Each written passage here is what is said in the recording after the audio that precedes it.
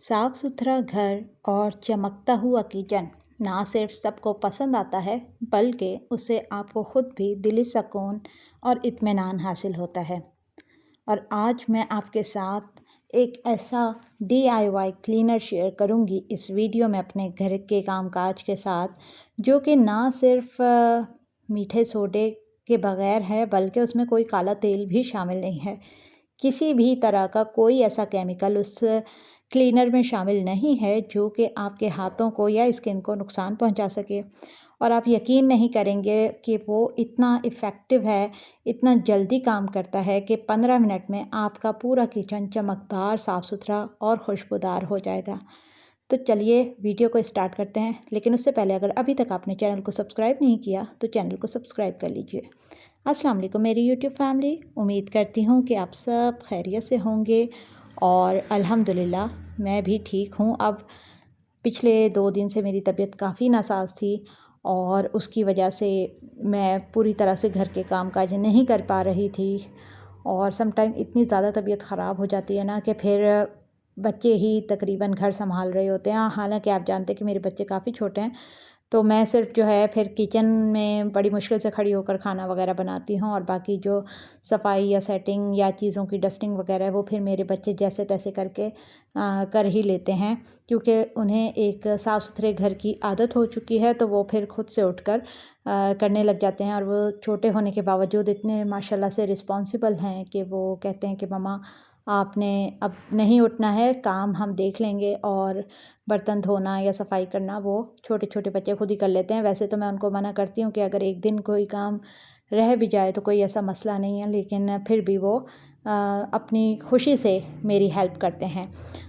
यहाँ मैं कर रही थी कुकिंग थोड़ी सी, और ऐसा ही होता है कि जब इंसान बीमार हो ना तो वो ख़ुद को बेबस और कमज़ोर समझता है।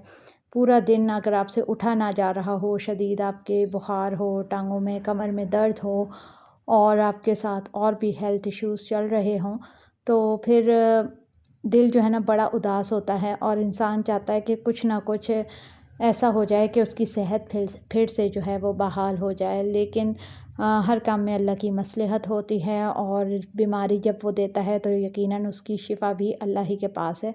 और मैं कभी भी नाउम्मीद नहीं होती। अल्लाह ताला ने जहाँ इतने साल मुझे सेहत और तंदुरुस्ती वाली ज़िंदगी दी है, इंशाल्लाह वो अब भी मुझे जल्द इस तकलीफ़ से निजात देगा। तो यहाँ मैंने अपने हस्बैंड के कपड़े इस्त्री किए, थोड़ी सी हिम्मत हुई। उसके बाद फिर ज़ाहिर है मुझे ख़ुद भी अच्छा फ़ील नहीं हो रहा था, तो सोचा कि शायद अगर मैं चेंज करूं और थोड़ी सी ख़ुद की केयर करूं तो हो सकता है कि मेरी तबीयत पे अच्छा असर पड़े। तो यहाँ मैंने अपने भी कपड़े इस्त्री करने खड़ी हो गई थी। अच्छा, मेरा ये है सिलसिला कि मैं अगर तबीयत ख़राब है ना तो मैं फिर बहुत ज़्यादा बर्डन अपने ऊपर नहीं लेती हूँ। बहुत ज़्यादा डीप क्लीनिंग और बहुत सारे काम ना नहीं करती हूँ। अगर तबीयत ख़राब है तो ज़ाहिर है मैं इस घर की मालकिन हूँ, मेरा ये घर है, मैं इस घर की मलका हूँ, तो मुझे अपने लिए ना ये खुद एहसास करना चाहिए कि मैं बहुत ज़्यादा बर्डनाइज़ ना हूँ। और यही सब ख़वातीन को मेरा मशवरा है कि घर जो है ना, अगर आप हैं तो आपके दम से है, तो अपनी सेहत पे भी तवज्जो दिया करें। जब बीमार हो ना तो ज़रूरी नहीं है कि सारे काम निपटाने हैं। तो मैं ये करती हूँ कि फिर अगर तो बच्चे सफाई वगैरह कर रहे हैं तो ठीक है, अदरवाइज़ अगर मुझे ही करनी है तो मैं सिर्फ सफाई में झाड़ू लगा दूँगी या मोपिंग, या वो जगह जहाँ गेस्ट ने आना है, क्योंकि वैसे भी कचरा मेरे घर में नहीं होता। बच्चों को डस्टबिन में रैपर्स और पेपर वगैरह डालने की आदत है, तो घर में हल्की फुल्की जो डस्ट होती है ना वो झाड़ू से साफ़ हो जाती है। तो बहुत ज़्यादा मैं अपने आप को हल्कान नहीं करती जब मेरी तबीयत ख़राब हो। और ये मैं यहाँ चने उबाल रही हूँ, और मेरे घर में जितने भी काले या सफ़ेद चने या अनाज आता है ना, लोबिया वगैरह टाइप का, तो मैं इनको इकट्ठा ही बॉयल करके ना पूरे महीने का तो छोटे छोटे पैकेट्स बना के फ्रीज़र में रख देती हूँ, और फिर जब ज़रूरत होती है तो निकाल लेती हूँ। तो इससे ना मुझे बहुत आसानी हो जाती है, और मैं अपनी केयर साथ में ज़रूर इसलिए करती हूँ कि मुझे पता है कि मेरे बच्चे छोटे हैं, और मेरे सिवा इस घर में उनका कोई ऐसा नहीं है जो उनकी देखभाल कर सके। ज़ाहिर है मेरे हस्बैंड तो सारा दिन काम पर होते हैं, तो बच्चों की देखभाल भी माँ ने करनी होती है। अब अगर वो घर के काम काज में ही हलकान हुई रहेगी तो इससे कोई फ़ायदा नहीं है। आपको अपनी लुक्स पर, अपनी अपीयरेंस पर, अपनी हेल्थ पर भी तवज्जो देनी ज़रूर चाहिए। और यहाँ मैं अपनी तमाम बहनों से ये भी कहना चाहूँगी कि देखें, घर के कामकाज के साथ साथ ना अपनी सेल्फ़ केयर ज़रूर किया करें, अपने लिए वक़्त ज़रूर निकाला करें, और वो एक काम जिससे आपको दिली सुकून, खुशी और इत्मीनान मिलता हो ना, वो तो डेली अपनी लाइफ का हिस्सा बनाएं। आधे घंटे के लिए ही सही अपने लिए वक्त निकालें। जब आपका दिल खुश होगा तो फिर आपकी सेहत पे भी अच्छा असर होगा, और आपके जहन भी जो है ना वो फ्रेश रहेगा। क्योंकि बहुत सी ख़वातीन ऐसी होती हैं जो सुबह से रात तक सिर्फ घर के कामों में लगी रहती हैं, और फिर शाम में इतनी थक जाती हैं कि उनके पास ना हंसने का टाइम होता है ना मुस्कुराने का। और फिर उनके गिले शिकवे ये होते हैं कि जी शौहर हमें टाइम नहीं देता, शौहर हमारी तरफ देखता नहीं है, या शौहर को हमसे शिकायतें बहुत रहती हैं। तो देखिए, घर के कामकाज अगर आपसे मैनेज अकेले नहीं होते और आप बहुत ज़्यादा थक जाती हैं तो अपने लिए कोई एक आध काम के लिए हेल्पर रख लें। और अगर हेल्पर अफोर्ड नहीं कर सकती तो फिर आप उतना काम करें कि जितना आप इजीली कर सकें और उसमें थके ना। और हर काम के बाद कम से कम भी 15 से 20 मिनट का रेस्ट ज़रूर लिया करें। यानी आपने पूरे सफाई, झाड़ू पोछा, डस्टिंग कर दी, अब आप 15 मिनट के लिए सुकून का सांस लें, 1-2 गिलास ठंडे पानी के पिएँ या कोई जूस पी लें, और उसके बाद फिर आप कोई और काम करें। इस तरह करने से ना आपको थकावट होगी और ना ही आप परेशान होंगी। और शाम के टाइम 5 बजे तक आप अपना सारा काम समेट लिया करें। यानी कि आपने लंच वगैरह तक बना लिया, सालन रात के लिए 5 बजे से पहले बना कर रख दें। अगर तो आपने अलहदा से बनाना है, कोशिश ये किया करें कि एक दिन में 1 सालन बनाएं और उसे 2 टाइम पे चला लिया करें। लेकिन अगर बनाना पड़ जाए तो 5-6 बजे तक काम सारे फारिग कर लिया करें। और फिर उसके बाद तैयार श्यार होकर साफ़ सुथरे कपड़ों में, देखिए नए कपड़े, महंगे कपड़े पहनना ज़रूरी नहीं है, बस साफ़ इस्त्री वाले आपके पास जो भी अच्छे कपड़े हैं बस वो आप पहन लें, बाल बना लें, चेहरा धो लें, हल्की फुल्की लिपस्टिक लगा लें, हल्का फुल्का अगर कोई मेकअप करना है तो कर लें। लेकिन एक साफ़ सुथरी प्रेजेंटेबल खातून बन के अपने घर में जब आप बैठी होंगी तो आपके शौहर को भी ऑफिस से आने के बाद अच्छा लगेगा, बल्कि आपकी सेहत पर भी अच्छा असर पड़ेगा, और आप इस तरह जल्द बूढ़ी होने से भी बच जाएंगी। तो जनाब, बस यूँ ही घर के काम करते करते मुझे भी हो गई थी रात, क्योंकि सुबह तबीयत की वजह से मैं जल्दी नहीं उठ पाई थी। मतलब मैं उठ तो गई थी, लेकिन फ़जर के बाद नमाज़ वगैरह पढ़ के अपने हस्बैंड को काम पे भेज के मैं फिर सो गई थी। मेरे से उठा नहीं जा रहा था। तो मुझे लगानी थी वॉशिंग मशीन, तो फिर ये मैंने सोचा कि ना पीक आवर्स के बाद लगा लूँगी। और जिस वक्त मशीन लगा के मैं फ़ारिग हुई हूँ ना, तो फिर मुझे ख़्याल आया कि अभी थोड़ी सी हिम्मत हो रही है तो मैं किचन साफ़ कर लूँ।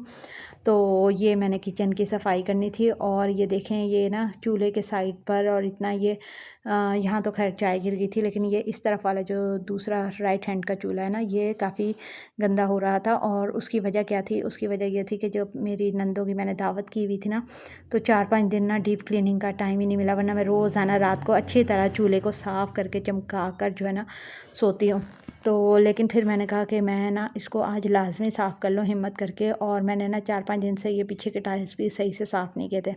तो यहाँ ये आप देख रहे हैं मेरा क्लीनर। इसमें क्या है? इसमें है लीमू के छिलके और 1 चम्मच नमक सिर्फ, बस।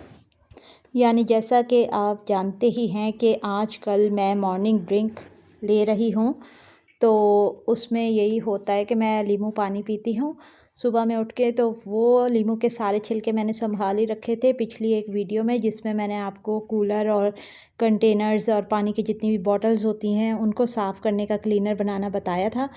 तो इसमें भी मैंने वही क्लीनर यूज़ किया है, और इसमें ना ही मीठा सोडा डाला है, ना ही कोई काला तेल इसमें शामिल है, और सिर्फ लीमू के छिलकों का पानी है। 1 चम्मच नमक के साथ बॉईल करके मैंने रख लिया इस बोतल में, और मैंने सिर्फ ब्रश के साथ उसको इसके ऊपर लगा दिया था, और सिर्फ 10 मिनट के लिए मैंने छोड़ा है। और उसके बाद आप देख सकते हैं कि चूल्हा मेरा जो है कितने अच्छे तरीके से चमक जाएगा, साफ़ सुथरा हो जाएगा, जैसे कि बिल्कुल नया हो।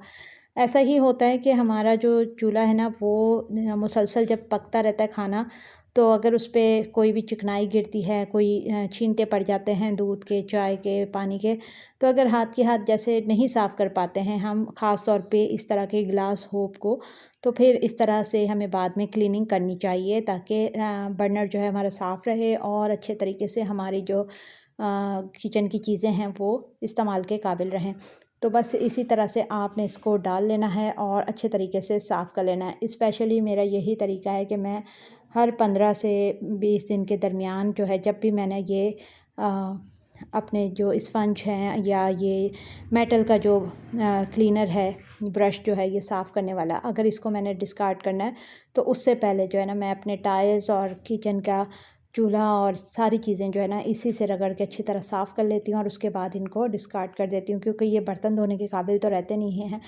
तो उससे ये हो जाता है कि अच्छे तरीके से इन पे जो मैल या चिकनाई लग जाती है, तो उसके बाद मैं इनको आराम से फेंक देती हूँ। इस तरह ज़ीरो कॉस्ट में जो है मेरा चूल्हा और किचन दोनों चमक जाते हैं, साफ़ सुथरे हो जाते हैं। और आप देख ही सकते हैं कि मेरा जो टाइल्स हैं पीछे से वो कितने ज़्यादा चिकनाहट की वजह से येलो हो रहे थे, लेकिन जैसे ही मैंने ये क्लीनर लगाया है और स्क्रबर से इसको स्क्रब किया है तो सारा मैल जमा हुआ चिकनाई सब दूर हो गई थी। और ये इतने आराम से आप घर में बना सकती हैं, ख़ास तौर पे वो ख़वातीन जिनके हाथों में सेंसिटिविटी का मसला है, मेरी तरह स्किन बहुत सेंसिटिव है और वो कोई भी काला तेल, सर्फ़ या केमिकल्स यूज़ नहीं कर सकती, तो वो ख़ास तौर पे लीमू के छिलकों और नमक के साथ ये DIY क्लीनर बनाएं और अपने किचन को साफ़ सुथरा चमका कर रख सकती हैं।